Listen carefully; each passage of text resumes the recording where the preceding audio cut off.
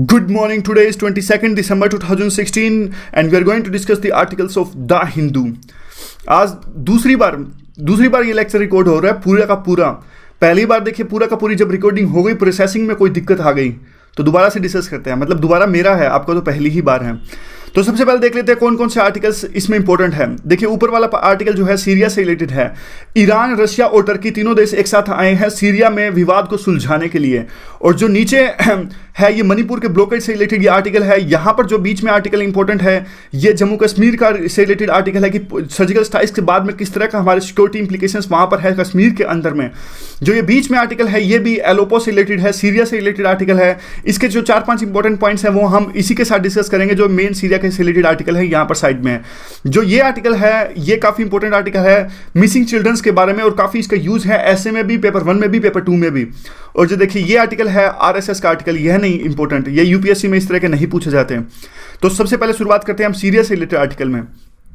देखिए 2010 में आपको पता होगा एक अरब रेवोल्यूशन वहाँ पर पैदा हुआ था मिडिल ईस्ट और वहाँ के जो अरब की कंट्रीज़ हैं उनमें क्या हुआ था, एक जो ऑटोक्रेटिक कंट्री हैं या फिर टोटलिटेरियन जो रेजीम थे उनके खिलाफ में एक प्रोटेस्ट होना स्टार्ट हो गया। और उसी की चपेटे में आया सीरिया का देश। सीरिया में असद के खिलाफ में भी प्रोटेस्ट होना शुरू हुआ। और देखिए शुरू में तो ये प्रोटेस्ट था वो जनता के द्वारा था, बाद में सीरिया में उस टाइम पर असद का रजीम था और काफ़ी कंट्रीज़ जैसे कि सऊदी अरेबिया और यूएस ये असद के खिलाफ में थे। तो इनको पता लगा कि सीरिया में जो जनता का प्रोटेस्ट है वो तो सफल नहीं होने जा रहा है सीरिया के अंदर में, यानी असद बरकरार रहेंगे सीरिया के अंदर में। तो यूएस और सऊदी अरेबिया जैसे देशों को लगा कि हमें हथियार देने चाहिए, हमें कुछ सपोर्ट करना चाहिए जनता को या फिर रिबल्स को, ताकि ये जो असद है उसको वहाँ से बाहर निकालें, चाहे वो जनता का यूज करके या फिर हथियारों का यूज करके। तो हुआ क्या, धीरे धीरे वहाँ पे 2012 से जो सिविल वार हुआ उसके बाद में बढ़ता इतना बढ़ गया कि सभी देशों और आतंकवादियों ने अपनी वहाँ पे अपने वेस्टेड इंटरेस्ट के लिए लोकेशंस वहाँ पर ले ली और यू कैन से दैट अपना स्टैंड वहाँ पर ले लिया। और उसके बाद में तो देखिए तबाही इतनी ज़्यादा हुई, आप अलोपो में देख लीजिए कितनी ज़्यादा तबाही अब सीरिया के अंदर हुआ। अब थोड़ा सा आप जान लेते हैं कि कौन सा देश किसके साथ लड़ रहा है। देखिए सीरिया, ईरान और हिजबुल्ला एक आतंकवादी संगठन है, ईरान का साथ ये देता है, ये एक साथ लड़ रहे हैं। और जो सीरिया के रिबल्स हैं यानी जो लोग असद को वहाँ से उखाड़ फेंकना चाहते हैं इनके खिलाफ में ये साथ दे रहे हैं। रशिया, ईरान और हिजबुल्ला ये सीरिया रजीम का साथ दे रहे हैं इनके खिलाफ में, रिबल्स के खिलाफ में, जिहादिस्ट के खिलाफ में। और यहाँ पे देखिए जो यूएस और ये सारे देश एलाइज हैं, Saudi Arabia, Qatar, France, Britain, ये सब इस्लामिक स्टेट के साथ मिल रहे हैं और जो कुर्द का साथ दे रहे हैं। और जो टर्की है, टर्की देखिए दोनों के खिलाफ लड़ रहे हैं, टर्की कुर्द के खिलाफ भी लड़ रहे हैं क्योंकि कुर्द आपको पता होगा टर्की के अंदर में कुर्द एक अलग देश की मांग वहां पर कर रहे हैं। तो इसीलिए टर्की कुर्द से यू कैन सी दैट हमेशा फाइट में रहता है टर्की। और टर्की ने पहले इस्लामिक स्टेट का साथ भी दिया। टर्की को कहीं ना कहीं ऐसा लगता था कि जो इस्लामिक स्टेट है वो हमारे लिए, पहले उनको लगता था कि इतनी बड़ी दिक्कत नहीं है, कुर्द हमारे लिए एक बड़ी दिक्कत है, क्योंकि अगर कुर्द एक अलग देश बन गया, कुर्द एक अलग स्ट्रॉन्ग पावर बनती है तो कहीं ना कहीं हमारे इंटरनल सोवरेनिटी के लिए खतरा पैदा करेगा। इसीलिए टर्की ने पहले आतंकवादियों का साथ भी दिया था। तो ये देखिए लोकेशंस देख लीजिए, ये लोकेशंस हैं, हमने काफ़ी बार डिस्कस हो चुकी है, लेकिन अब आपको इसके बारे में एक क्वेश्चन बताना है। तो ये देख लीजिए, ये आपको बताना है ये कौन सा देश है, ये कौन सा देश है और ये कौन सा देश है। तो 3 लोकेशंस आपको बतानी है कमेंट्स की फॉर्म में, 1, 2, 3 पॉज करके आप इनके आंसर जरूर दीजिएगा कमेंट की फॉर्म में। अब आर्टिकल डिस्कस करते हैं, थोड़ा बैकग्राउंड था। पहले कौन से एफर्ट्स लगाए गए हैं पीस लाने के लिए सीरिया के अंदर में। देखिए इससे पहले रशिया और यूएस ने एफर्ट्स लगाए थे और दोनों देश सितंबर 2016 में एक सीज फायर एग्रीमेंट पर पहुंचे थे। लेकिन सीज फायर एग्रीमेंट साइन होने के कुछ ही दिनों बाद और काफ़ी शॉर्ट टाइम के बाद में जो यूएस की फोर्सेस थे उन्होंने सीरियन सोल्जर्स को मार गिराया और जो वो सीज फायर था वो एग्जिट हो गया और यू कैन से दैट बरकरार नहीं रखा गया काफ़ी लंबे समय तक। बाद में यूएस ने इस बात का रिग्रेट भी किया कि हमें वो स्ट्राइक नहीं करनी चाहिए थी। और अभी देखिए उसके बाद में एक लंबे समय से टेंशंस जो है वो बरकरार है यूएस और वाशिंगटन और मॉस्को के बीच में। तो अब उसके बाद में इसीलिए तीनों देश के सामने आए हैं। अब क्या हुआ, अब ये तीनों देश रशिया, टर्की और ईरान, ये तीनों देश अब एक साथ आए हैं सीरिया में शांति इस्टेब्लिश करने के लिए। अब आने वाले शायद ये जो मंगलवार है उसको एक मॉस्को समिट होने जा रहा है। इसमें क्या होगा, देखिए ये समिट होने जा रहा है कम से कम यह शो करता है कि जो इन तीनों देशों की कमिटमेंट है वो शांति स्टैब्लिश करने के लिए काफ़ी ज़्यादा है। क्यों? क्योंकि देखिए अभी आपको पता होगा रशिया के एम्बेसडर की हत्या कर दी गई टर्की के अंदर में। फिर भी इन परिस्थितियों में भी अगर ये समिट होने जा रहा है तो यही शो करता है कि अब तीनों के तीनों ये देश हैं वो सीरियस हैं। और रशिया और जो ईरान है इनकी तो देखिए डायरेक्ट लिवरेज है, और रशिया का जो रजीम है यानी असद का रजीम पर इनकी लिवरेज है। और टर्की है वो भी देखिए, टर्की का भी आतंकवादी जो ग्रुप्स हैं वो सीरिया के खिलाफ लड़ रहे हैं, उन पर भी एक अपना इन्फ्लुएंस है टर्की का। और मिलिटेंट्स जो वहाँ पर आतंकवादी या रिबल्स हैं उनको भी टर्की की हेल्प चाहिए कम्युनिकेशन इस्टेब्लिश करने के लिए। इसलिए तीनों के तीनों देशों का साथ आना बहुत महत्वपूर्ण एक कदम है सीरिया में पीस इस्टेब्लिश करने के लिए। देखिए पहले टर्की ने क्या किया, आतंकवादियों को सपोर्ट किया, इस्लामिक स्टेट को भी टर्की ने सपोर्ट किया, क्योंकि उसको ये लगता था कि इस्लामिक स्टेट लड़ रहा है असद के खिलाफ में और असद हमारा ज़्यादा बड़ा दुश्मन है। क्यों? क्योंकि असद के रजीम में ही तो कुर्द जो है वो सीरिया के अंदर फलते फूलते हैं। टर्की को यह लगता था कि जो असद हैं, जो सीरिया के शासक हैं, वो कुर्द्स को भड़का रहे हैं टर्की के खिलाफ में, और वो जो कुर्द्स हैं उनको पावर भी प्रोवाइड करते हैं। और इससे होता क्या है, इससे कुर्द उनके देश यानी टर्की में जाके एक अलग देश की मांग करते हैं जो कि टर्की के लिए खतरा है। इसीलिए तुर्की ने पहले क्या किया, इस्लामिक स्टेट को सपोर्ट किया, और उसके अलावा इन्होंने क्या किया, अलग अलग यू कैन से रास्ते अपनाए जो कि सीरिया में शांति इस्टेब्लिश करने के लिए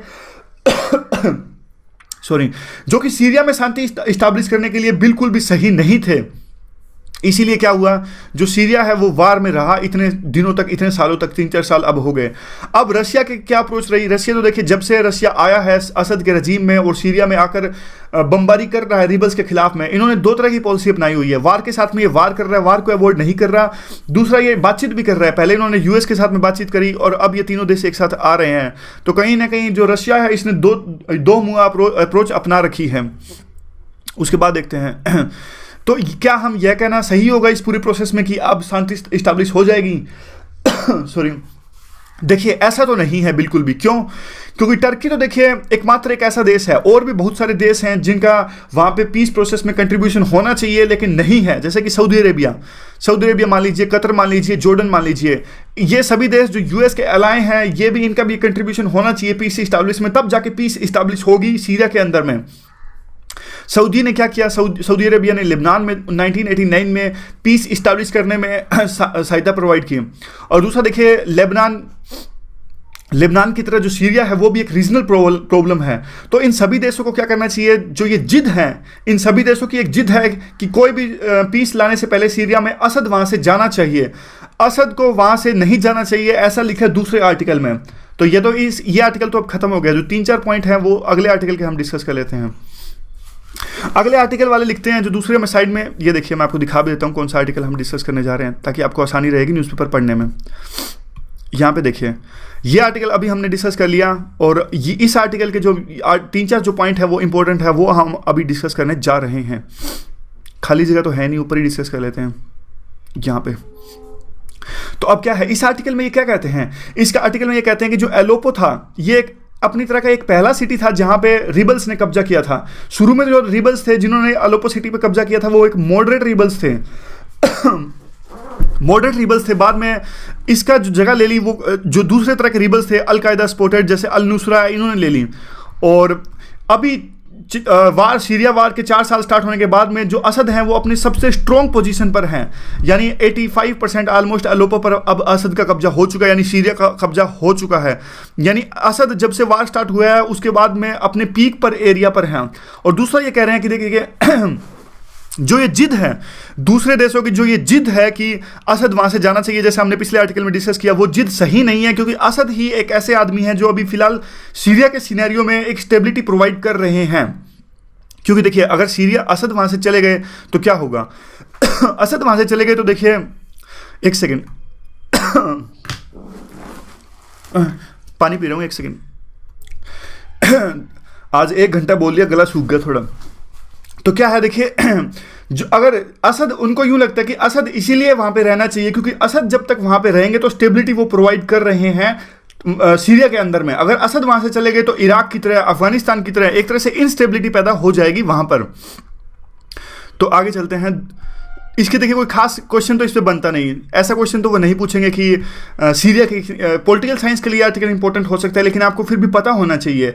कोई भी देशों के रिलेशन समझने हो तो सीरिया की प्रॉब्लम को समझना जरूरी है, तो इसलिए हमने आर्टिकल डिस्कस किया। अब जो अगला आर्टिकल है अगला जो आर्टिकल है देखिए, पहले उसकी यूटिलिटी डिस्कस कर लेते हैं। पेपर 2 के लिए आर्टिकल इंपॉर्टेंट हो सकता है, मणिपुर से रिलेटेड ये आर्टिकल है, मणिपुर में जो ब्लॉकेड है। स्टेट फेडरलिज्म के लिए इंपॉर्टेंट हो सकता है, इंटरनल सिक्योरिटी के लिए आर्टिकल इंपॉर्टेंट हो सकता है। मेंस के लिए जो क्वेश्चन है वो देख लेते हैं। यानी अब देखिए जो यूटिलिटी है वो आर्टिकल डिस्कस करने से पहले हम डिस्कस कर रहे हैं। तो किस तरह क्वेश्चन आ सकता है? क्वेश्चन आ सकता है कि in context of recent economic blockade in Manipur, why there is a frequent blockades in the state, discuss with illustration. तो ये डिस्कस करना है हमको, तो देख लेते हैं। यहाँ से हम डिस्कस करते हैं, स्टार्ट करते हैं इसे। एक सेकेंड, यहाँ से तो देखिए कंटेक्स्ट क्या इस आर्टिकल का। यूनाइटेड नागा काउंसिल ने इस तरह से क्या किया है, तो ये यूनाइटेड नागा काउंसिल ने जो है वो वहां पे एक ब्लॉकेड स्टैब्लिश किया हुआ है मणिपुर के अंदर में। क्यों इन्होंने जो ये ब्लॉकेड स्टैब्लिश किया वो तो हम आगे डिस्कस करेंगे, लेकिन इस ब्लॉकेड से क्या है, पूरी की पूरा वहां पे जो जनजीवन है वो प्रभावित हो चुका है और इकोनॉमिक जो जरूरी वस्तुएं हैं वहां के स्टेट के लोगों को नहीं मिल पा रही हैं। इससे पहले भी 2011 में इसी तरह का ब्लॉकेड वहां पे लगाया गया था कुकी के द्वारा में। कुकी देखिए, मैं आपको 3 यहाँ पे बताता हूँ कौन कौन से ग्रुप हैं, नाम आएंगे फिर आपको अच्छे से समझ में आ जाएगा। मणिपुर में मेनली 3 ग्रुप्स हैं, वैसे तो काफी ट्राइब्स हैं, 3 मेन है। कुकी लोग हिल में रहते हैं, मणिपुर के 2 एरिया में डिवाइडेड है। मणिपुर एक प्लेन एरिया है, एक हिल एरिया है। तो कुकी लोग हिल एरिया में रहते हैं। उसके अलावा वहां पे नागा भी हैं, वहां पे नागा है। इसके अलावा वहां पे देखिए मैत्री हैं। तो 3 ग्रुप वहां पे मेनली हैं, एक कुकी, दूसरा नागा और तीसरा मैत्री। जो मैत्री लोग हैं वो प्लेन एरिया में रहते हैं, और प्लेन एरिया में रहते हैं तो इसलिए यहाँ पे क्रंच है, और क्योंकि काफी तरह से माइग्रेशन यहाँ पर होता है प्लेन एरिया में, मैत्री। और दूसरा देखिए जो कुकी हैं ये हिल एरिया में रहते हैं, और हिल एरिया में क्या है, इनर लाइन परमिट है। इनर लाइन परमिट जो है वो कुकी एरिया में है। और इन तीनों जो ग्रुप्स के बीच में एक तरह से रिसोर्सेज के लिए लड़ाई सी रहती है। यहाँ पे मैप में हम डिस्कस कर लेते हैं थोड़ा सा।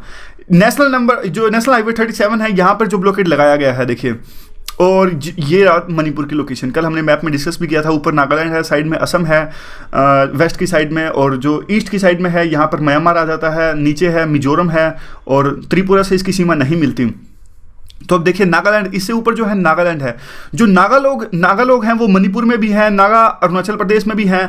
तो नागा जो लोग हैं एक अलग से ग्रेटर नागालैंड स्टेट की मांग कर रहे हैं इंडिया के अंदर में ही। वो बात अलग है कि कुछ ग्रुप ऐसे भी हैं, देखिए NSCN, ये 3 पार्ट्स में डिवाइडेड है। एक तो NSCN इसाक, एक महुआ ग्रुप, एक इसाक ग्रुप, एक महुआ ग्रुप, और NSCN एक ग्रुप है खापलांग। जो खापलांग है वो तो अलग देश की मांग कर रहे हैं, नागालैंड को अलग से देश बनाया जाए, और जिन्होंने हमारे मणिपुर में हमारे सेना के जो जवान शहीद हुए थे वहां पर इन्होंने हमला करवाया था। और जो ये है इसाक और महुआ, ये ऑटोनॉमी की बात कर रहे हैं और एक ग्रेटर नागालैंड स्टेट की मांग कर रहे हैं। तो अब क्या हुआ है, अब आपको कंटेक्स्ट अच्छे से समझ में आएगा इसका।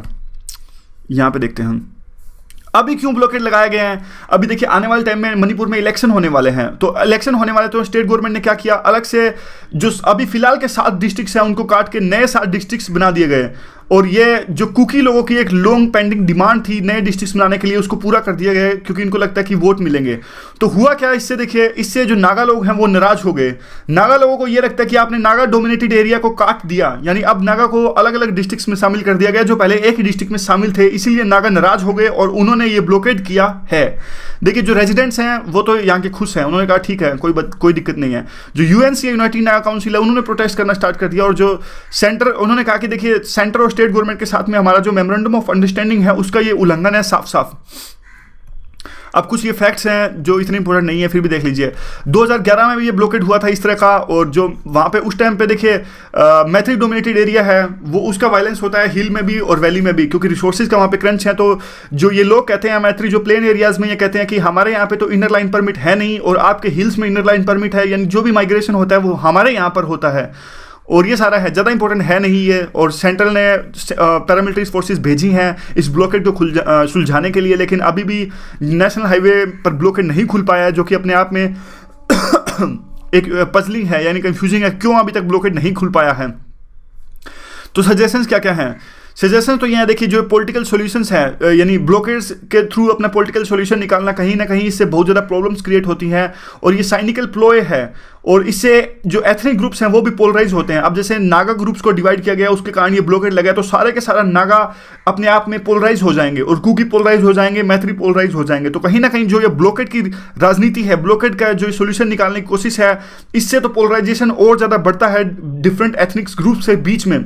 तो सोल्यूशन यही निकलता है कि डायलॉग स्टैब्लिश होना चाहिए और सभी स्टेक होल्डर्स के बीच में, और एक जीरो टॉलरेंस होनी चाहिए ब्लॉकेड्स के खिलाफ में। कम से कम देखिए, स्टेक होल्डर्स तो बातचीत करेंगे ही, लेकिन बिल्कुल जीरो टॉलरेंस ब्लॉकेड्स के खिलाफ में। लॉ एंड ऑर्डर को अपना काम करना चाहिए, यह इसका सोल्यूशन है। तो ये अगला आर्टिकल है, उसकी यूटिलिटी देख लेते हैं हम। ध्यान से सुनिएगा, ये जो यूटिलिटी है अगले इस आर्टिकल की है जो हम अभी डिस्कस करने जा रहे हैं। तो कश्मीर से रिलेटेड ये आर्टिकल है, पेपर 2 के लिए इंपॉर्टेंट हो सकता है, इंटरनल सॉल्यूशंस के रिगार्डिंग पाकिस्तान के साथ में। पेपर 3 के लिए इंटरनल सिक्योरिटी के लिए आर्टिकल इंपॉर्टेंट हो सकता है। मेंस के रिगार्डिंग भी इसमें क्वेश्चन आ सकता है। किस तरह का कि consistent attacks on the Indian forces after the surgical strikes have created a grave security implications for India. Comment. तो सर्जिकल स्ट्राइक्स के बाद में जो हमारी इंटरनल सिक्योरिटी के लिए इंप्लीकेशंस पैदा हुई हैं कश्मीर के अंदर में, उसको डिस्कस कीजिए। इस तरह का क्वेश्चन है ये। गला ज़्यादा ही सूख गया। तो सर्जिकल स्ट्राइक्स जो हैं वो देखिए हुए, हमने सर्जिकल स्ट्राइक्स किए, यूरी अटैक में हमारे 17 सेना के जवान शहीद हुए। इसका करारा जवाब देते हुए हमने सर्जिकल स्ट्राइक्स किए पाकिस्तान के अंदर में। तो उसके बाद देखिए सर्जिकल स्ट्राइक्स के बाद की सिचुएशन अब इस आर्टिकल में डिस्कस की जा रही है। यूरी अटैक के बाद में क्या हुआ देखिए, यूरी अटैक के बाद में क्या हुआ, ये आर्टिकल लिखने वाले कहते हैं कि यूरी अटैक के बाद में जो विक्ट्री डिक्लेयर करी गवर्नमेंट ने, वो विक्ट्री जो है वो शॉर्ट लाइव्ड है, यानी कुछ ही समय के लिए की थी। अब उस विक्ट्री का एक हैवी प्राइस यानी भारी भरकम रकम हमें उस विक्ट्री की चुकानी पड़ रही है। और आर्मी ने भी देखिए, वांगी पाकिस्तान आर्मी ने तो उस जो सर्जिकल स्ट्राइक जो हमने की उसको मानने से भी इंकार कर दिया, लेकिन पाकिस्तान की आर्मी अपने ढंग से इसका जवाब दे रही है। और जो हमारे इंडियन आर्मी की फोर्सेस है उस पर अटैक बढ़ते ही जा रहे हैं। और सर्जिकल स्ट्राइक के बाद से 60 सेना के जवान हमारे शहीद हो गए हैं जो हमारे फोर्सेस पर अटैक हो रहे हैं। दूसरा जो बॉर्डर पर सीजफायर का वायलेशन है वो भी लगातार बढ़ता ही जा रहा है। अब देखिए हमारे जो इंडियन आर्मी था उसका क्या व्यू है सर्जिकल स्ट्राइक के बारे में। हमने क्या कहा शुरू में, हमारी आर्मी ने कहा कि जो हमने स्ट्राइक्स किए वो एक लिमिटेड और केयरफुली कैलिब्रेटेड थे, और हमने इस सर्जिकल स्ट्राइक्स में पाकिस्तान की मिलिट्री इंस्टॉलेशंस थी उसको टारगेट नहीं किया। और हमने जो पाकिस्तान के DGMO है उसको फ़ोन करके बताया भी कि हमारी क्या इंटेंशंस हैं जो हमने सर्जिकल स्ट्राइक्स किए हैं उसके प्रति में।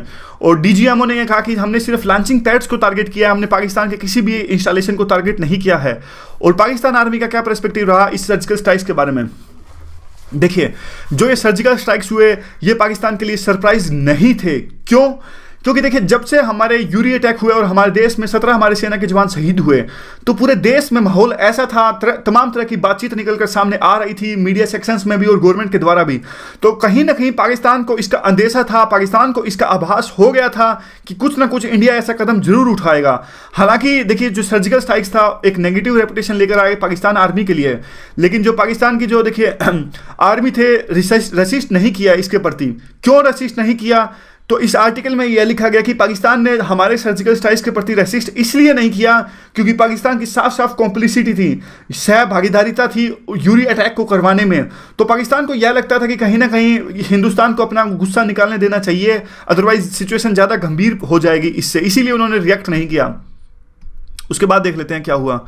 तो क्या हम अब इस तरह के अटैक्स कर सकते हैं दोबारा फ्यूचर में भी? तो देखिए यह तो इस बात पर निर्भर करता है, जैसा यूरी अटैक करवाने में कहीं ना कहीं पाकिस्तान का योगदान था, वैसे ही अगर कल को किसी अटैक को करवाने में पाकिस्तान आर्मी का योगदान है और फिर उस बात का जवाब देने के लिए हम सर्जिकल स्ट्राइक करते हैं, तो दोबारा से हो सकता है कि पाकिस्तान की आर्मी जो है वो रिएक्ट ना करें। तो हो सकता है कि पाकिस्तान की आर्मी रिएक्ट ना करें। लेकिन देखिए अगर पाकिस्तान की अगर वहाँ पे अटैक करवाने में यानी इंडिया के अंदर अटैक करवाने में पाकिस्तान की आर्मी का कोई कंट्रीब्यूशन नहीं है और फिर इंडिया सर्जिकल स्ट्राइक कर देता है, तो पाकिस्तान की आर्मी डेफिनेटली उसको रिटेलिएट करेगी। लेकिन देखिए जो ये कंसेप्ट है इसको समझने में एक दिक्कत है। क्या? क्योंकि देखिए यह तो कह पाना मुश्किल है कि कितना योगदान पाकिस्तान की आर्मी का रहेगा। हो सकता है कि थोड़ी बहुत सपोर्ट दियो, हो सकता है कि पूरी सपोर्ट दियो, ज़्यादा सपोर्ट दियो, मीडियम सपोर्ट दियो। तो ये तो बिल्कुल एब्स्ट्रैक्ट सा क्वेश्चन हो गया ना कि अगर पाकिस्तान की आर्मी का योगदान है कि नहीं है, कितना योगदान है क्या नहीं है, बहुत सारी ऐसी चीज़ें होती हैं। दूसरा जो लोकल कमांडर्स हैं, अब देख लीजिए कल को ये मान लीजिए ये बॉर्डर है इंडिया पाकिस्तान का, यहाँ पे इंडिया यहाँ पे पाकिस्तान। अब देखिए पाकिस्तान ने अटैक करवाया हमारे इंडिया के अंदर में, तो अब क्या है, अब पाकिस्तान के बड़ी जो कमांडर्स हैं ऊपर के लोग, उन्होंने तो यह डिसाइड कर रखा है कि जबकि ये अटैक हमने करवाया, तो अगर इंडिया सर्जिकल स्ट्राइक करेगा यहाँ पे पाकिस्तान के अंदर में, तो हमें इसको जवाब नहीं देंगे। लेकिन उन लोगों का क्या, अगर इंडिया की जो फोर्सेस हैं वो पाकिस्तान के अंदर घुसती हैं, तो पाकिस्तान के जो लोकल कमांडर हैं, यानी जो बॉर्डर के आसपास तैनात हैं, उनका क्या पता वो कैसे रिएक्ट करेंगे। अगर वो अपने हिसाब से रिएक्ट करते हैं तो टेंशन फिर से बढ़ जाएंगी। दूसरा जो हमारी इंडियन साइड है, हमारी इंडियन साइड तो देखिए हमेशा एग्जेजरेट करके बताती है सिचुएशन को, और हमेशा सक्सेस के रूप में बताती है। जैसे हमारी गवर्नमेंट, ये आर्टिकल में लिखने वाले कहते हैं कि गवर्नमेंट ने इस सिचुएशन को बढ़ा चढ़ा के बताया, जिससे सिचुएशन और ज़्यादा गंभीर होती है। अब देखिए दो चीज़ों को समझने की कोशिश कीजिए। एक तो इस सर्जिकल स्ट्राइक के बाद में भी साफ साफ एक वर्टिकल एस्केलेशन नहीं हुआ, यानी वार जैसी स्थिति तो पैदा हुई लेकिन फिर भी वार नहीं हुआ। और जबकि देखिए क्यों नहीं हुआ, क्योंकि देखिए दोनों की दोनों जो देश हैं वो अपने आप तरीके से जो इस स्ट्रेस को और ये डायनामिक्स है वार के, उसको डिस्ट्रेस कर पाने में सफल हो पाए हैं। लेकिन पाकिस्तान ने इसका कुछ जवाब नहीं दिया, ऐसा कहना गलत होगा। It is wrong to assume that Pakistan didn't retaliate after the surgical strikes. Pakistan has been retaliating, and Pakistan has been retaliating according to its own terms. It has started a low key affair, लो की वार against the India. कैसे, वो देखते हैं। अब पाकिस्तान एक लो affair वार छेड़ा हुआ है इंडिया के खिलाफ में, और पाकिस्तान जो रिटालिएट कर रहा है अपने ही तरीके से रिटालिएट कर रहा है। देखिए यहां से जो लो कॉस्ट रिस्पॉन्स पाकिस्तान कर रहा है, पाकिस्तान क्या कर रहा है पाकिस्तान ने सोचा कि देखिए सर्जिकल स्ट्राइक्स का जवाब सर्जिकल स्ट्राइक्स की फॉर्म में देना एक स्मार्टनेस नहीं होगी, तो पाकिस्तान ने उस सर्जिकल स्ट्राइक्स को एक्नॉलेज करने से ही इनकार कर दिया। अब जिस चीज़ को आप एक्नॉलेज ही नहीं करते तो उस पर रिएक्शंस की जरूरत ही नहीं है। लेकिन पाकिस्तान ने अब क्या किया, अपने टाइम से वार छेड़े हुए हमारे खिलाफ में। पाकिस्तान एक तो बॉर्डर पर जो सीज फायर का उल्लंघन बार बार कर रहा है, दूसरा जो पाकिस्तान क्या कर रहा है, हमारे फोर्सेस के खिलाफ में अलकायदा तो नहीं, जो लश्कर तोयबा जो जैसे मोहम्मद है, इन ग्रुप्स का यूज करते हुए हमारे फोर्सेस पर हमला करवाता है। इस तरह से पाकिस्तान ने वार छेड़ा हुआ है। हमारी स्टैब्लिशमेंट क्या कहती है इस अटैक्स के बाद में और सर्जिकल स्ट्राइक्स के बाद में देखिए हमारी जो स्टैब्लिशमेंट है वो ये कहती है कि जो पाकिस्तान की आर्मी की नॉन रिटेलिएशन है, जो हमारी स्टैब्लिशमेंट है वो तो शुरू में तो खुश हो गई। उनको तो देखिए ऐसा लगता था कि पाकिस्तान, हमने सर्जिकल स्ट्राइक्स भी कर दिया और पाकिस्तान ने इसका जवाब भी नहीं दिया। शुरू में तो वो खुश हो गए कि पाकिस्तान कहीं ना कहीं एक तरह से डर गए, लेकिन बाद में उनको यह लगा कि पाकिस्तान जो ये लो कॉस्ट वार छेड़े हुआ है उससे तो हमारी कॉस्ट है वो और भी ज़्यादा बढ़ती ही जा रही है। हमारी स्टैब्लिशमेंट को ऐसा लगा कि जो LOC और IB है, इंटरनेशनल बॉर्डर मतलब IB, और जो ये है एक न्यू बैटल फील्ड की तरफ उभर कर आ रहा है, और जो हमारे कश्मीर के अंदर भी एक इंस्टेबिलिटी फैलाने की कोशिश कर रहा है, वो पॉइंट आगे आएगा। और एक इंस्टेबिलिटी पैदा हो गई है और वो आगे भी रहेगी फ्यूचर में भी। ऐसी बात अब हमारी स्टैब्लिशमेंट भी मानने लगी है। तो कितना स्ट्रॉन्ग ये देखिए जो पाकिस्तान का लो कॉस्ट वार है वो देखिए। बॉर्डर पे जो हमारे सेना के जवान शहीद होते हैं वो एक स्लो किलर के रूप में है, और हमारे तो जवान शहीद होते हैं जो कि अमूल्य है, उनकी जानें प्रीशियस हैं बहुत ज़्यादा, और जो किसी भी रूप में नहीं तोली जा सकती। लेकिन पाकिस्तान का तो सिर्फ पैसा जाता है।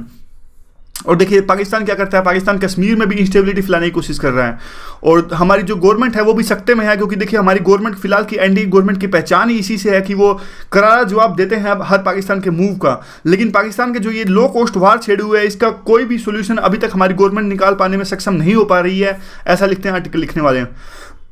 दूसरा जैसे इस प्रॉब्लम की नेशनल सिक्योरिटी के लिए क्या इंप्लीकेशंस हैं।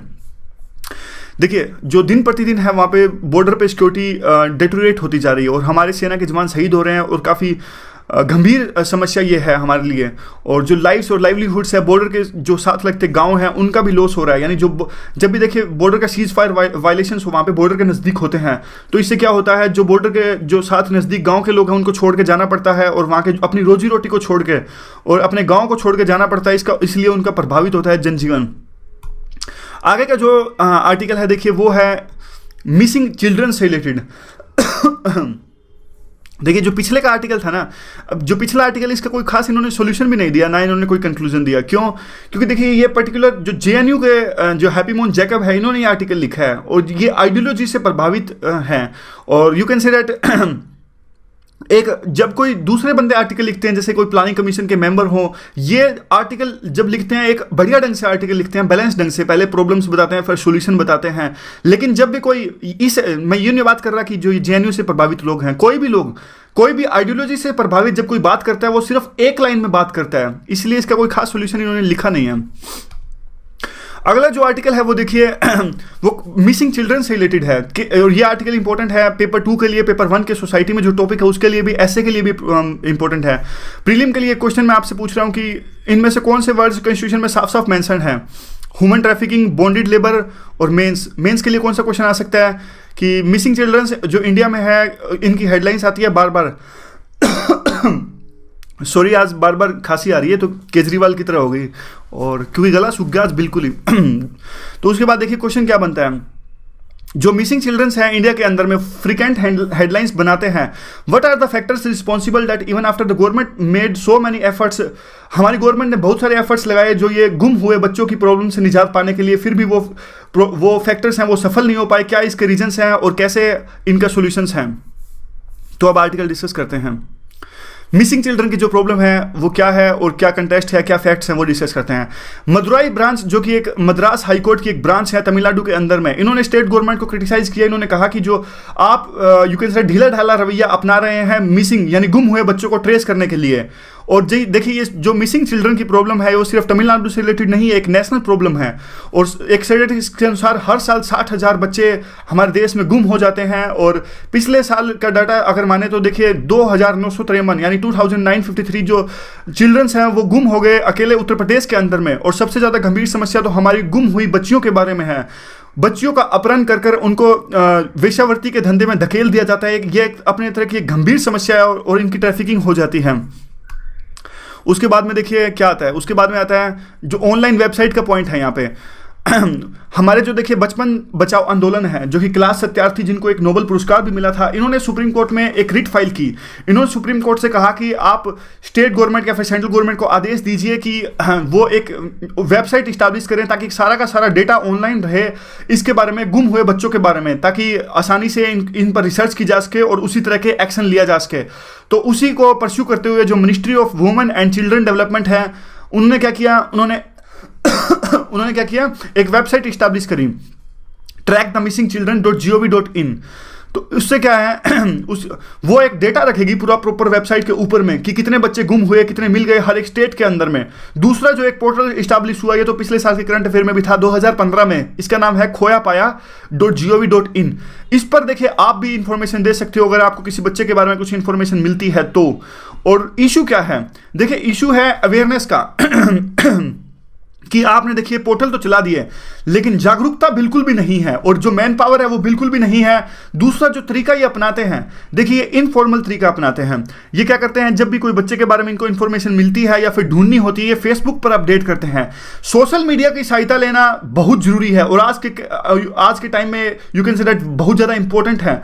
लेकिन सिर्फ सोशल मीडिया पर अपडेट होने से बच्चे नहीं मिलेंगे, आपको अपने लेवल पर भी इसके लिए कदम उठाने पड़ेंगे, यह बहुत जरूरी है। आगे क्या आता है, देखिए ह्यूमन ट्रैफिकिंग का क्या एंगल है बच्चों के गुम होने में, यह बहुत बड़ा एक एंगल है। ह्यूमन ट्रैफिकिंग बहुत बड़ा रीजन है। जो क्राइम रिकॉर्ड ब्यूरो है वो भी यही बात कहता है कि ह्यूमन ट्रैफिकिंग है वो दिन प्रतिदिन हर साल बढ़ती ही जा रही है और साफ साफ इसके लिंक्स हैं बच्चों के गुम होने में ट्रैफिकिंग का। 2013 और 2014 के बीच में 67,000 जो चिल्ड्रंस हैं वो हमारे गुम हो गए और उसमें से 45% यानी 67,000 में से 45% है उनको वो क्या थे, वो जो है जो वेश्यावृत्ति के ट्रैफिकिंग हुई उसके विक्टिम थे। और दूसरे कौन कौन से इसके कारण हो सकते हैं, फोर्स्ड मैरिज यानी धक्के से चाइल्ड मैरिज कर देना या फिर चाइल्ड लेबर। आपने देखा होगा छोटे ढाबों पर चाय की दुकान पर छोटे बच्चे काम कर रहे होते हैं, तो कहीं ना कहीं ऐसा भी हो सकता है कि उनकी ट्रैफिकिंग की हुई हो। तो जब भी आपको लगता है कि देखिए 14 साल से कम के बच्चे या फिर अब तो एक नए बिल के अनुसार 18 साल से नीचे भी जो हजार्डस कंडीशन है, सिर्फ 3 जो है वो इंडस्ट्रीज छोड़ी हैं। जब भी छोटे बच्चे आप काम कर रहे हैं आपको दिखे तो जरूर आप NGO को सूचित कीजिए। कहीं ना कहीं ये बहुत गंभीर समस्या हो सकता है कि वो भी बच्चे एक सिंडिकेट के थ्रू आए हुए हों और बड़ा टिप हाथ में लग सकती है, तो इसलिए आप जरूर रिपोर्ट कीजिए। देखिए दूसरा 2015 के अंदर में 147 जो माइनर गर्ल्स हैं उनको भी डोमेस्टिक जो स्लेवरी है और जो घर के काम घरेलू काम में धकेल दिया गया, इस काम में धकेल दिया गया। दूसरा देखिए ग्रे एरियाज और दूसरे रीजन कौन कौन से हैं। बचपन बचाओ आंदोलन ने एक रिसर्च करी, उस रिसर्च में यह पा गया कि जितना तो देखिए रिकॉर्ड्स में आते हैं, जितने बच्चे रिकॉर्ड्स में आते हैं गुम हुए बच्चे, उससे ज़्यादा 10 गुने बच्चे ज़्यादा गुम होते हैं और कहीं ना कहीं वो रिपोर्ट नहीं हो पाती उन गुम हुए बच्चों की। और दूसरा जो क्राइम रिकॉर्ड ब्यूरो है, नेशनल क्राइम रिकॉर्ड ब्यूरो, ये जब ह्यूमन ट्रैफिकिंग की बात करता है तो सबसे बड़ा जो इसका रीजन बताता है, ये बताता है अदर रीजन्स। यानी कुछ दूसरे रीजन्स। लेकिन जो ये दूसरे रीजन्स हैं जिसकी बात ही बार बार क्राइम रिकॉर्ड ब्यूरो करता है, उस दूसरे रीजन्स पर यानी अदर रीजन्स पर अभी तक कुछ खास स्पेशलाइज्ड रिसर्च नहीं हो पाई है। और जो ये दूसरे रीजन्स की प्रॉब्लम है ये हर एक स्टेट के लिए अलग अलग है। जैसे मध्य प्रदेश में सबसे ज़्यादा जो ट्रैफिकिंग होती है बच्चों की, वो डोमेस्टिक स्लेवरी के लिए होती है। और इसलिए इस जो प्रॉब्लम है वो हर एक स्टेट के अलग अलग है, हर एक स्टेट के लिए अलग अलग इसका सोल्यूशन होना चाहिए। तो अब सोल्यूशंस क्या हो सकते हैं? देखिए, हर साल इसकी इंटरनेशनल हेडलाइंस बनती हैं और जो ट्रैफिकिंग सिंडिकेट्स हैं वो अभी भी काम करते हैं। आपने देखा होगा, देखिए दिल्ली में भी, दिल्ली जैसे एक जागरूक स्टेट में भी, यहाँ पर भी आपको ट्रैफिकिंग सिग्नल पे आपको मिल जाएगा कि एक बूढ़ी सी लेडी बैठी होगी और वो बच्चों को भेज रही होगी, छोटे छोटे बच्चों को भीख मांगने के लिए, और वो बच्चे बैगिंग करके भीख मांग के वो जो पैसे बूढ़ी लेडी को देते हैं। तो इस तरह के सिंडिकेट्स आज भी दिल्ली के अंदर भी मौजूद है, आप बाकी स्टेट तो छोड़ ही दीजिए। और दूसरा देखिए, इसको सोल्यूशन यही है कि वेल कोऑर्डिनेटेड प्लेटफॉर्म इसका निकालना पड़ेगा। जब तक कि स्टेट साथ नहीं आएगा, जब तक कि एनजीओ साथ नहीं आएगा, जब तक कि सिविल सोसाइटी साथ नहीं आएगी, हमारी सेंट्रल गवर्नमेंट साथ नहीं आएगी, तब तक कोऑर्डिनेटेड जब तक ये एफर्ट्स नहीं लगाएंगे तो इस समस्या का निजान नहीं पाया जा सकता। उसके अलावा एक साउंड रिहैबिलिटेशन की भी पॉलिसी होनी चाहिए। देखिए, अगर कोई भी जब सिंडिकेट्स को पकड़ा जाता है तो बच्चे कई बार उनसे छुटाया जाता है उस सिंडिकेट से, तो कई बार उनके पेरेंट्स को लोकेट करना डिफिकल्ट हो जाता है या फिर उनके पेरेंट्स आइडेंटिफाई नहीं हो पाते। इसलिए उनके लिए एक रिहैबिलिटेशन अच्छा प्रोग्राम होना चाहिए। इसी तरह के जो लूप होल्स हैं उसको एड्रेस करने के लिए एक हमारा बिल आया था, the draft trafficking of persons, जो ये बिल है प्रिवेंशन प्रोटेक्शन एंड रिहैबिलिटेशन 2016, ये ट्रैफिकिंग से शिकार लोगों के लिए बिल है और ये मेंस के लिए करंट अफेयर में भी था। देखिए, विंटर सेशन है पार्लियामेंट का, उसमें ये बिल पास होना था, लेकिन पूरा का पूरा जो हमारा विंटर सेशन है वो धुल गया डिमोनेटाइजेशन के कारण। और अब ये उम्मीद की जा रही है कि आने वाले बजट सेशन में ये बिल पास हो जाएगा। तो बस आज की डिस्कशन में बस इतना ही। क्वेश्चन तो देखिए पहले हुए, क्वेश्चन जो आर्टिकल्स के पहले डिस्कस किए जा चुके हैं, ताकि आपको एक ब्रॉडर पर्सपेक्टिव मिल जाएगा। क्वेश्चन पहले पूछने का फायदा यह हो सकता है कि आपको पता लग जाएगा कि कौन से क्वेश्चन का आंसर आने वाली डिस्कशन में आपको मिल सकता है। अगर फिर भी आपको यह लगता है कि क्वेश्चन बाद में देने चाहिए तो आप कॉमेंट के फॉर्म में बता दीजिए, कल से क्वेश्चन दोबारा आपको बाद में मिल जाएंगे। तो सॉरी आज डिस्टर्बेंस के लिए। आज की डिस्कशन में बस इतना ही। Thanks very much for discussion.